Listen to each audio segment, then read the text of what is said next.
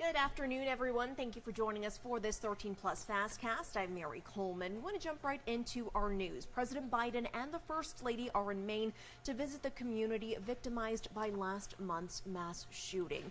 Now, 18 people died in that shooting on October 25th. More than a dozen others were wounded. The President and First Lady will pay their respects to the victims, and they also plan to meet with family members of those victims, first responders, and other community members. The shooter was found dead after a days-long manhunt from a self-inflicted gunshot wound.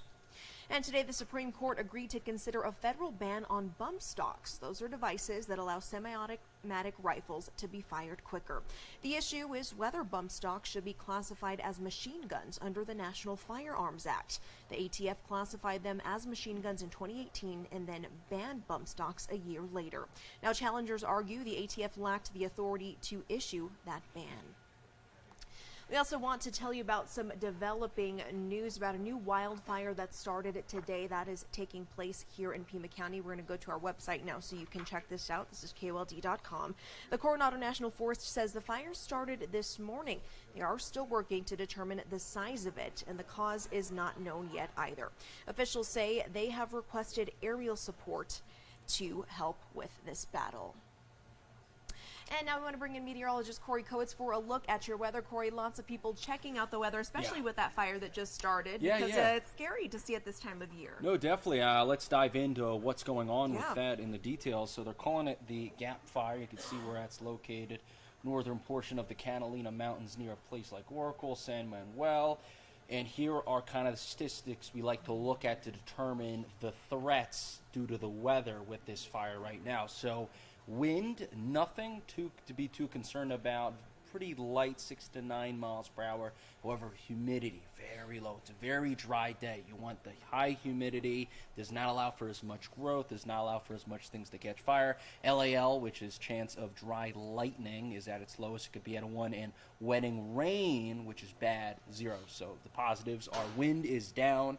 The negatives is the humidity is up and the chance of rain is very down. Also another positive, though, is that we don't chance of lightning. Putting all those factors together, Haynes Index, which is the ability for fire to grow and spread, 5 out of 6. They still say it's somewhat low potential, but we're still watching it because it is pretty high and has a lot to do with the humidity and dew points right now, right? So let's think about monsoon for reference, right? You like to see dew points 50 degrees or higher. 55 degrees 3 straight days is what constitutes the beginning of monsoon.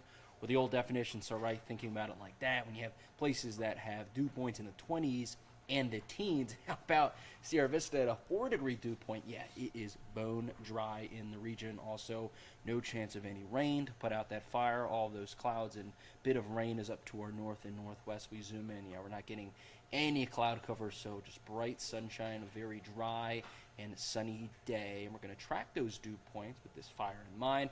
You can see they climb just a bit into the 30s through next week, but still pretty dry. 30-degree dew points are pretty dry. And also, let's talk about wind. We're talking about fire. We are expecting for the winds to get a little bit higher by mid next week into later next week, with gusts getting close to or above 20 miles per hour. Right now, winds are not a concern.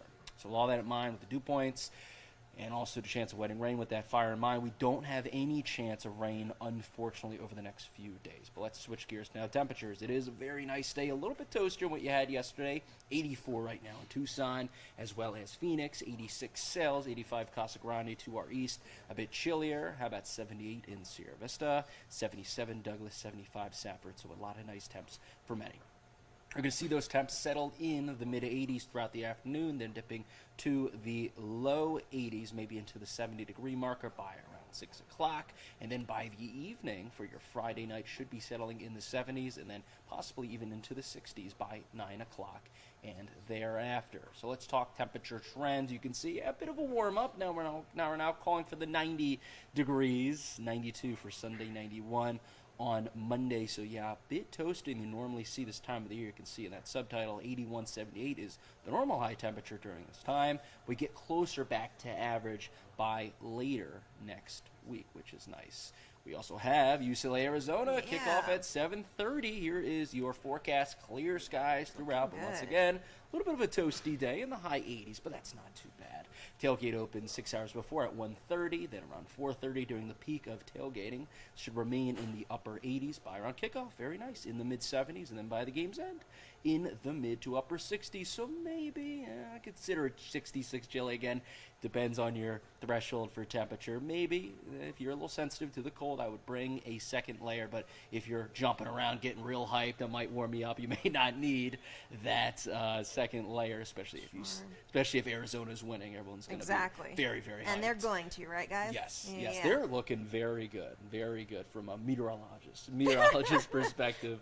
Also, All Souls Procession the next day, Sunday, which is also taking place in Tucson. Again, a little toasty at the beginning, around 4 o'clock, should be in the high 80s by the midway point, around 6 o'clock in the low 80s. Then by the end of the event, around 8 o'clock, should be in the low 70s. Well, let's talk events. Let's keep the good times rolling with these events. How about the Cowboy Festival, which is this weekend? Look at the temperatures, just a bit toastier for your Sunday, but overall great conditions. You're going to head out to that, which is in Sonoyta. Saturday temps will get close to 80 and then breaking through 80 degrees. On Sunday, settling into the upper 70s, low 80s for much of the afternoon. So overall, a bit of a warm-up this weekend. We'll see temps cool down just a bit. We're hoping U of A wins. They've had a lot of great matchups lately, so let's see if they can keep their good play going. Absolutely. Perfect. Things looking good. Thank you so much, Corey. And back to our website now. The Oro Valley Police Department announced the arrest of a suspect wanted on several charges. 35-year-old Daquan Bryant Brown faces at least 10 charges that include forgery, aggravated identity theft, organized retail theft, and possession of a stolen vehicle. Police say he is suspected of being in possession of over 100 fake IDs and equipment to make other fictitious identification documents. Police say he's being held on a $10,000 bond. And who can forget these images of the capsule grabbing a sample from an asteroid and then returning to Earth? The OSIRIS-REx mission, led by the U of A, is getting a little more attention today. A fragment recovered from the Bennu asteroid went on display today at the Smithsonian National Museum of Natural History. A separate fragment will allow scientists at the Smithsonian to study it. Early testing indicated the material recovered was rich in water and carbon. Well, as Corey mentioned, there are plenty of events happening this weekend, especially those to honor loved ones who have passed away. Our Jack Cooper has that story this afternoon. One thing that's new this year is this display you see. It's called Pieces of Me, and it's a way to honor people who have been killed. Now, the display here, it's pieces of clothing by those people that have been killed, and the whole display was first created by family members who had lost someone to homicide. Now, it's right next to the altar where the community can come and pay their respects. It's just one of the many things that people can do leading up to the procession. Let's take a look. Now, it all kicks off tonight at 7 o'clock with the Dance of the Dead concert. That'll be held right here at the MSA Annex through Sunday. And then tomorrow at 3 p.m., there will be the Procession of Little Angels at Armory Park. Organizers say the procession is an event that teaches children to acknowledge and honor their loved ones who have died. Everything then wraps up on Sunday with the annual procession and ceremony, which I'm told is the largest of its kind here in southern Arizona. We have a high number of creatives in Tucson, and I think this is become a signature outlet that artists express themselves, and it's very powerful. And especially in today's climate, we need all the things we can for people to come together and celebrate those who have passed, those we have loved, our friends and family. Now, whether you're planning to be a part of the procession or not, there's a whole list of road closures that you need to know about. The road gets closed down at 3 o'clock on Sunday. We have all the details that you need to know up on our website right now.